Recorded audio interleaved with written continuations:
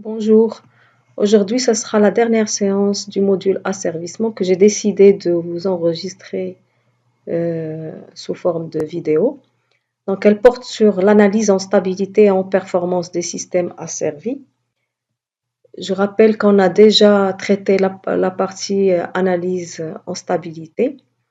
Donc je rappelle qu'on a vu que pour étudier la stabilité d'un système asservi, donc on peut faire appel euh, aux critères de Revers qui est basé en fait sur le tracé du lieu de transfert en boucle ouverte dans le plan de Nyquist. Je vais quand même rappeler ce critère. Donc, on trace le lieu de Nyquist du système en boucle ouverte dans le plan de Nyquist et si on parcourt ce lieu et qu'on laisse dans le sens des oméga croissants et qu'on laisse le point critique à gauche, le système en boucle fermée sera stable.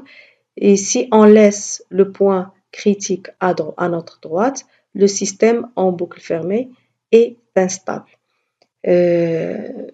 Donc, on a fait l'extension de ce critère dans le plan de Black et aussi dans le plan de Bode.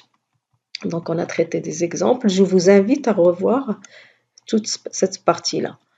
Donc, on a terminé la dernière séance, en fait, par définir ce qu'on appelle les degrés de stabilité et dans lesquels, en fait, on a parlé de la marge de phase et de la marge de gain.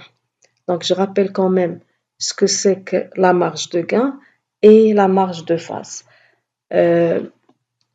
La marge de gain, c'est donc on prend la fonction de transfert en boucle ouverte. Donc, la marge de gain, elle est définie comme suit, c'est-à-dire c'est l'inverse du module de cette fonction de transfert à la pulsation oméga moins pi avec oméga moins pi. C'est la pulsation pour laquelle la phase elle est égale à moins pi. La marge de phase, c'est la phase à la pulsation de coupure oméga C0 plus pi. La pulsation oméga C0 est définie comme suit, c'est-à-dire le gain à cette pulsation, il est égal à 1 ou en décibels égal à 0 décibels. Pour représenter graphiquement la marge de gain et la marge de phase, je vais considérer dans un premier temps le lieu de Nyquist, puis le lieu de Black, puis d'Ambode. Donc, pour tracer la marge de gain, donc je vais considérer une fonction de transfert en boucle ouverte quelconque. Je considère ce tracé en rouge. Et donc, pour reporter la marge de phase, on a besoin de repérer la pulsation oméga moins pi. Oméga moins pi, c'est la pulsation pour laquelle la phase elle est égale à moins pi. Donc, la phase elle est égale à moins pi, ça veut dire j'ai un angle comme ceci. Eh bien, c'est ce point-là. Donc, ce point-là correspond à la pulsation oméga moins pi. Donc, si ce point correspond à la pulsation oméga moins pi, eh bien, ce segment-là, il correspond au module de la fonction de transfert à cette pulsation. Donc, ce segment-là, il va correspondre tout simplement à l'inverse de la marge de gain. Donc,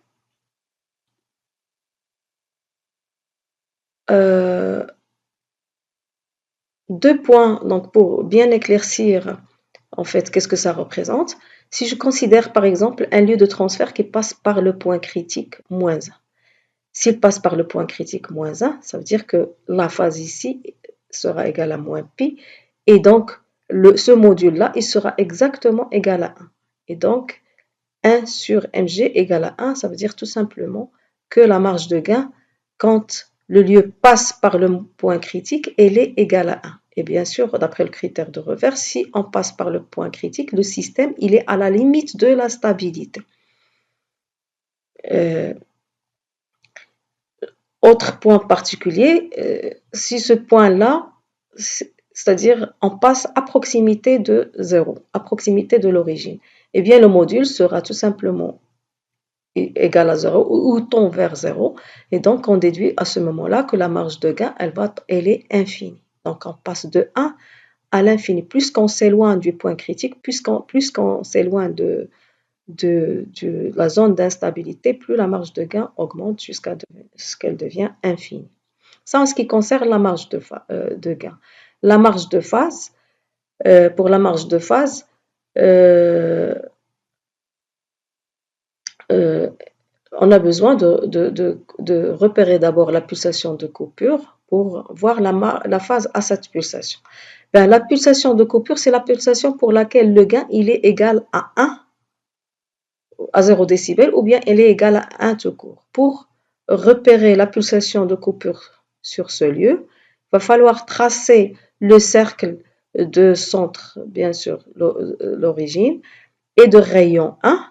À ce moment-là, le point d'intersection avec ce cercle va correspondre à oméga C0. Et bien sûr, ce segment-là, il correspond au module de la fonction de transfert à cette pulsation qui est égale à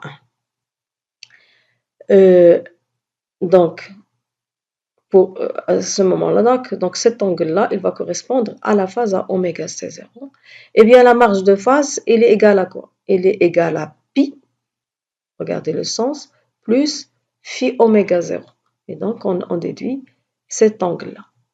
Donc, comme vous pouvez le voir, comme ce que j'ai dit pour la marge de gain, la marge de phase, ça indique, en fait, c'est une mesure, c'est une distance, la distance qui nous sépare de la zone critique, de la zone d'instabilité. Plus cet angle est grand, plus on passe loin du point de la zone d'instabilité.